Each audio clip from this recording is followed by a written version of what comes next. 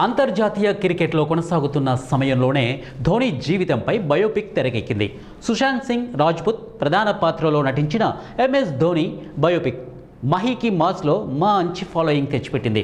The untold story అని tagline పెట్టినప్పటికీ బయోపిక్లో వాస్తవాల కంటే ఎక్కువగా కల్పితాలు చూపించారనే విమర్శలు వినిపించాయి. బయట విషయాలు తర్వాత కానీ మహీ సొంత జీవితంలో చాలా విషయాలను కూడా ధోని బయోపిక్లో చూపించలేదు. ఈ కారణంగానే ధోనికి ఓ సొంత అన్న కూడా ఉన్నాడనే విషయం చాలామందికి తెలియదు. ధోని అన్న పేరు నరేంద్ర సింగ్ ధోని. పవన్ సింగ్ ధోని, దేవికా దేవిల చిన్న కొడుకు మహేంద్ర సింగ్ ధోని.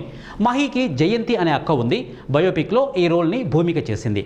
అయితే ధోని కంటే 10 ఏళ్లు పెద్దవాడైన నరేంద్ర సింగ్ ధోని కూడా సినిమాలో చూపించలేదు. మహీ కూడా ఎక్కడా చెప్పలేదు.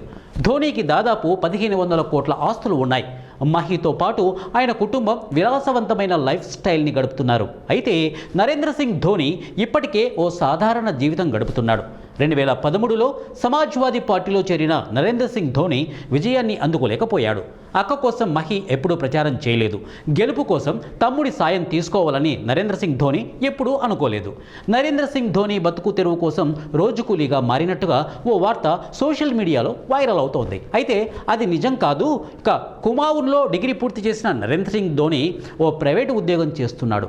ఎంఎస్ ధోని బయోపిక్లో తన పాత్ర లేకపోవడంతో ఓసారి స్వయంగా క్లారిటీ ఇచ్చాడు నరేంద్ర సింగ్ ధోని. నేను వాడికంటే 10 ఏళ్ళు పెద్ద. ధోని మొదటిసారి బ్యాట్ పట్టుకునే సమయానికి నేను శ్యామేలిలో ఉన్నాను. 1991 నుంచి ఇంటికి దూరంగా ఉంటూ చదువుకుంటున్నా.